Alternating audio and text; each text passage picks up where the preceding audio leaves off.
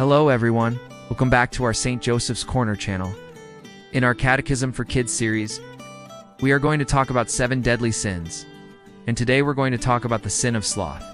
If you're new here, hi, I am Joseph. I'm your host and catechist, and I love sharing the Catholic faith with children. So let's dive right into it with the big question. What is sloth? When many of us think of sloth, we probably conjure up images of an ugly South American animal that eats, shoots, and actually hangs around. Or maybe we think of unshaven Joe Sixpack lying on the sofa all weekend, not lifting a finger except to open another soda and potato chips. The latter is a fairly apt image of the vice of sloth or its synonyms, such as boredom, acedia, and laziness. Boredom refers to a certain emptiness of soul or lack of passion. Acedia refers to the sadness that comes from our unwillingness to tackle the difficulties involved in attaining something good. Laziness more generally refers to the torpor and idleness of one who is not inclined to exert himself. Sloth encompasses all these ideas and more. In his pocket Catholic dictionary, the late Jesuit Father John Hardin defines sloth as sluggishness of soul or boredom because of the exertion necessary for the performance of a good work. The good work may be a corporal task, such as walking, or mental exercise, such as writing, or spiritual duty, such as prayer. One might have the impression that sloth is not a typically American sign. The virtues of diligence and industriousness are deeply ingrained in our nation's Protestant work ethic. Our youth learn early on that the way to get ahead, at least for those who don't win the lotteries, by working hard. The early bird catches the worm, early to bed, early to rise. In a competitive dog-eat-dog business world, everyone is looking for an edge. And that typically comes from outworking the competition. And even apart from an employment context, when we want to communicate that our lives have been normal and healthy, we report that we've been keeping busy. Surely the Church has always championed the intrinsic goodness of human work, through which we become co-creators with God and exercise legitimate stewardship over creation. In his 1981 encyclical letter on human work, Laborem Exercens, Pope John Paul II writes, "Work is a good thing for manna, good thing for his humanity, because through work, man not only transforms nature, adapting it to his own needs, but he also achieves fulfillment as a human being, and indeed, in a sense, becomes more a human being." Yet sloth is a sin against God, and not against the time clock or productivity. The fact is that it's possible to work too much in a way that's not in keeping with our dignity and ultimate good. The essence of sloth is a failure to fulfill one's basic duties. Surely one such duty is the human vocation to work, and another such duty is the enjoyment of leisure to take time for worship. The gentleman lying on the sofa may be a more popular image of sloth, but the workaholic, who's on the job 24/7 and in the process neglects God and family, is the more typical manifestation of sloth in our culture. Work and leisure are both products of human freedom, and both are intimately tied to our ultimate good. Most of us understand and periodically struggle with the natural aversion to work, but why do we find it so difficult to enjoy leisure? Why do we consign ourselves to a joyless workaholism instead of striking a healthy balance in our lives? There are many reasons for this strange phenomenon, but I'd like to point out a few contributing factors that reflect the spiritual malaise of our time. First, Pope John Paul II, in his 1995 encyclical Evangelium Vitae, identified the heart of the tragedy being experienced by modern man, the eclipse of the sense of God and of man. He noted that when the sense of God is lost, there is also a tendency to lose the sense of man, of his dignity and his life. The Holy Father was speaking to us.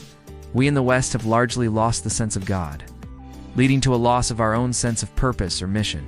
This lest has inexorably led to societal emptiness and a lack of passion. A striking correlation exists between the rise of secular atheism and boredom. As the reduction of human existence to the merely material divests it of its intended richness and meaning, this can only lead to the worldly sadness that leads to despair and ultimately death. See 2 Corinthians 7:10. The most typical way of dealing with this tragedy is by not dealing with it. So, as a society, we tend to flock to entertainments. Certainly, these things are not bad in themselves, but excessive recourse to them reveals a flight. From the depths of the human condition to the comfort of shallow pastimes, these pursuits are rightly called diversions. because they divert us from facing a life from which the living God has been excluded. For some, these diversions may be sports, television, or the internet, among other possibilities. But others, work becomes a diversion, an escape. When it does, it ceases to be a manifestation of virtue and instead feeds the vice of sloth. In addition, modern man tends to define himself by what he does and what he has. Yet leisure isn't about producing and owning, but about being, in other words, resting in God's presence. We often fail to recognize the immense God-given dignity and value we have simply by being who we are, which is prior to anything we might accomplish in life. Augustinian terms, without allowing for leisure, our hearts are forever restless, and our sense of worth gets tied to what we're able to produce. This utilitarian mindset not only drives us to overwork, but also negatively affects how we value others. That's one reason why our society has such a difficult time valuing the elderly and the infirm in our midst. Further, as the pursuit of success, acclaim, or riches becomes the source of our personal worth, these human goods in essence take the place of God in our lives. Few of us probably set out to become idolaters, but that's what we become if our choices and work habits are ordered towards serving mammon, not God. Matthew 6:24, CCC 21:13. In response to all this, I offer a three-part plan for battling and overcoming the vice of sloth. 1. Remember to keep holy the Lord's Day. I recently had the occasion to reread Pope John Paul II's magnificent 1998 apostolic letter Dies Domini. On keeping the Lord's Day holy, it's hard to single out favorites from among John Paul's voluminous writings.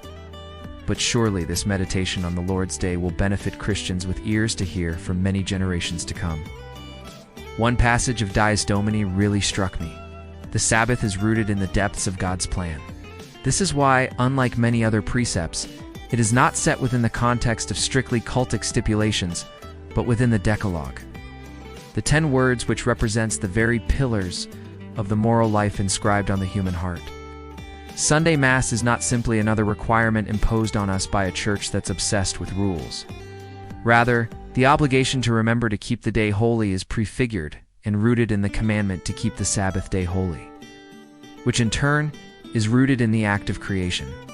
And by creation, I mean both God's creation of the world, from which he took his rest on the seventh day, and God's creation of us.